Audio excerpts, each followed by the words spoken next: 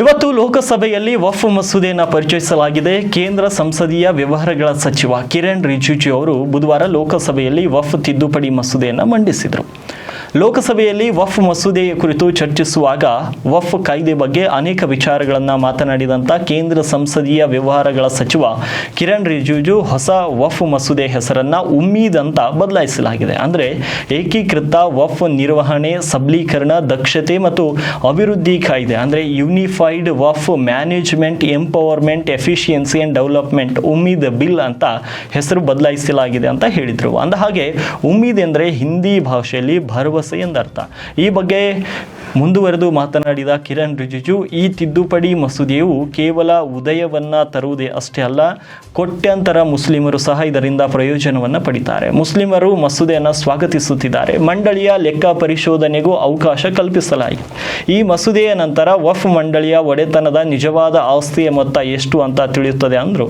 ಈ ಬಗ್ಗೆ ಮತ್ತಷ್ಟು ಮಾತನಾಡಿದ ಕಿರಣ್ ರಿಜಿಜು, 2013ರಲ್ಲಿ ಯುಪಿಎ ಸರ್ಕಾರವು ವಫ್ ಮಂಡಳಿಗೆ ಅಂತಹ ಅಧಿಕಾರವನ್ನು ನೀಡಿತ್ತು. ವಫ್ ಮಂಡಳಿಯ ಆದೇಶವನ್ನು ಯಾವುದೇ ಸಿವಿಲ್ ನ್ಯಾಯಾಲಯದಲ್ಲಿ ಪ್ರಶ್ನಿಸಲಾಗುವುದಿಲ್ಲ. ಯುಪಿಎ ಸರ್ಕಾರದ ಅಧಿಕಾರದಲ್ಲಿದ್ದರೆ ಸಂಸತ್ತು ಕಟ್ಟಡ, ವಿಮಾನ ನಿಲ್ದಾಣ ಸೇರಿದಂತೆ ಎಷ್ಟೋ ಕಟ್ಟಡಗಳು ವಫ್ ಆಸ್ತಿಗಳಂತ ಘೋಷಿಸಲಾಗುತ್ತಿತ್ತು. 2013ರಲ್ಲಿ ಅದನ್ನು ಎಷ್ಟು ಬಲವಂತವಾಗಿ ಅಂಗೀಕರಿಸಲಾಯಿತು ಅಂತ ನೋಡಿ ನನಗೆ ಆಶ್ಚರ್ಯವಾಯಿತು ಅಂತ ಹೇಳಿದರು. ಅಲ್ಲದೆ 2013ರಲ್ಲಿ ವಫ್ ಕಾಯ್ದೆಗೆ ಈ ನಿಬಂಧನೆಗಳು ಸೇರಿಸಿದ ನಂತರ ಸಿಜಿಒ ಕಾಂಪ್ಲೆಕ್ಸ್ ಮತ್ತು ಸಂಸದ್ ಭವನ್ ಸೇರಿದಂತೆ ಹಲವಾರು ಆಸ್ತಿಗಳನ್ನು ಒಳಗೊಂಡಂತಹ ಪ್ರಕರಣವು 1977ರಿಂದ ದೆಹಲಿಯಲ್ಲಿ ನಡೆಯುತ್ತಿತ್ತು. ದೆಹಲಿಯ ವಫ್ ಮಂಡಳಿಯು ಇವುಗಳನ್ನು ವಫ್ ಆಸ್ತಿಗಳು ಅಂತ ಹೇಳಿಕೊಂಡಿತ್ತು. ಈ ವಿಷಯ ನ್ಯಾಯಾಲಯದಲ್ಲಿತ್ತು. ಆದರೆ ಆ ಸಮಯದಲ್ಲಿ ಯುಪಿಎ ಸರ್ಕಾರವು ಎಲ್ಲ ಭೂಮಿಯನ್ನು ಡಿನೋಟಿಫೈ ಮಾಡಿ ವಫ್ ಮಂಡಳಿಗೆ ಹಸ್ತಾಂತರಿಸಿತ್ತು. ನಾನು ಇಂದು ಈ ತಿದ್ದುಪಡಿಯನ್ನು ಪರಿಚಯಿಸದಿದ್ದರೆ ನಾವು ಕುಳಿತಿರುವಂತಹ ಸಂಸತ್ತಿನ ಕಟ್ಟಡವನ್ನು ಸಹ ವಫ್ ಆಸ್ತಿ ಅಂತ ಹೇಳಿಕೊಳ್ಳಬಹುದಿತ್ತು ಅಂತ ಇವತ್ತು ಹೇಳಿದ್ದಾರೆ. ಏನು ಹೇಳಿದ್ದಾರೆ ಒಂದ್ಸಲ ಕೇಳಿಸ್ಕೊಳ್ಳಿ. महोदय जी, ये आज एक ट्रिगर पॉइंट क्यों हुआ है? ये अमेंडमेंट बिल लाने का आवश्यकता सबसे ज्यादा शुरुआत कहां से हुई?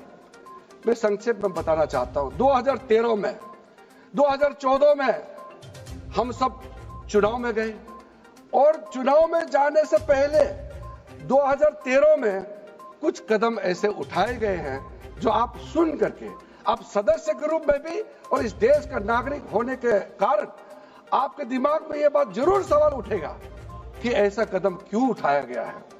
सर, 2013 में पहला यह बदलाव हुआ कि इस देश में कोई भी आदमी, कोई भी इंसान, चाहे वो हिंदू हो, मुसलमान हो, सिख हो, ईसाई हो, पारसी हो, बौद्ध हो, जैन हो, वक्फ क्रिएट कर सकता है. सबको मालूम है वक्फ एक मुसलमान का अल्लाह के प्रति अपना एक उसका एक पायस, चैरिटेबल, रिलीजियस पर्पस के लिए वक्फ क्रिएट किया जाता है. लेकिन उसमें डाइल्यूशन करके 2013 में कोई भी वक्फ क्रिएट कर सकता है.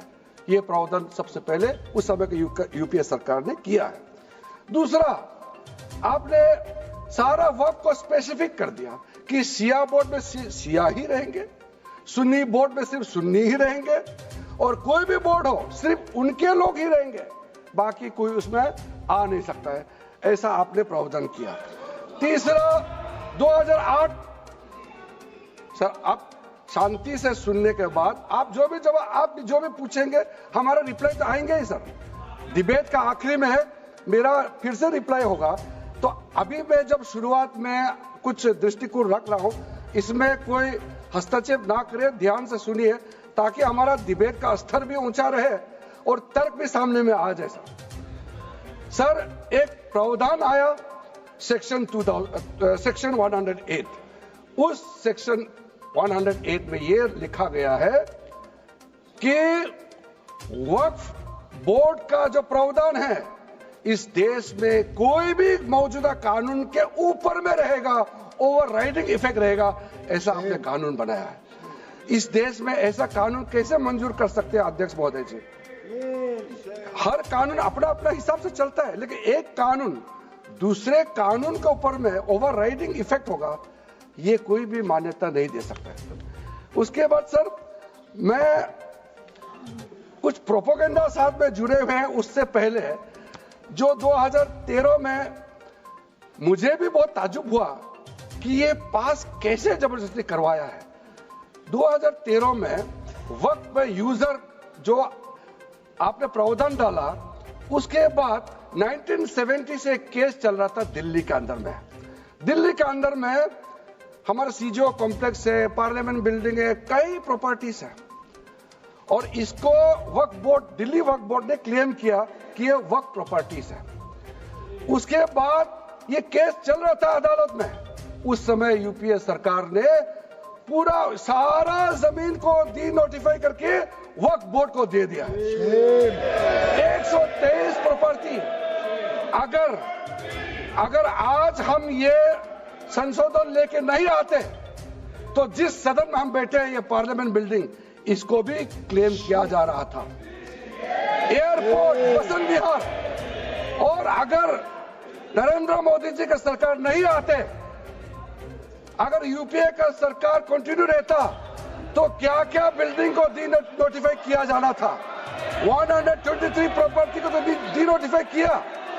मैं रिकॉर्ड में कह रहा हूं, अपने मन से कुछ नहीं कह रहा हूं, मैं ऑफिशियल रिकॉर्ड का बात बता रहा हूं अध्यक्ष महोदय। ಇನ್ನು ಈ ಮಸೂದೆಯನ್ನು ಸದನದಲ್ಲಿ ಮಂಡಿಸಿದ ತಕ್ಷಣ ವಿರೋಧ ಪಕ್ಷಗಳು ಪ್ರತಿಭಟನೆಯನ್ನು ಆರಂಭಿಸಿದವು.